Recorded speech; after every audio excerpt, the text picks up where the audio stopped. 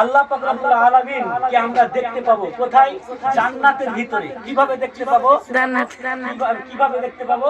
আল্লাহ রাসূল সাল্লাল্লাহু আলাইহি ওয়াসাল্লাম সহিহ মুসলিমের মধ্যে হাদিস দিয়ে উদাহরণ দিয়েছেন কি যে ফুল চাঁদ, পূর্ণ চাঁদ যখন উঠে আসমানে, তখন আর মেঘ যদি না উঠে থাকে আসমানে, তাহলে কি দেখতে সমস্যা হবে? তখন সাহাবীরা উত্তর দিলেন, না আল্লাহ রাসূল, চাঁদ দেখা আমাদের জন্য সহজ হয়ে যাবে, কোনো বাধা পড়বে না। আরো আছে হাদিসের ভিতরে যে যখন দুপুর বেলায় মাথার উপরে সূর্য থাকে আর মেঘমালা থাকে না, তখন কি তোমাদের সূর্য দেখতে অসুবিধা হবে? সাহাবীরা উত্তর দিলেন, না আল্লাহ রাসূল, দেখতে অসুবিধা হবে না।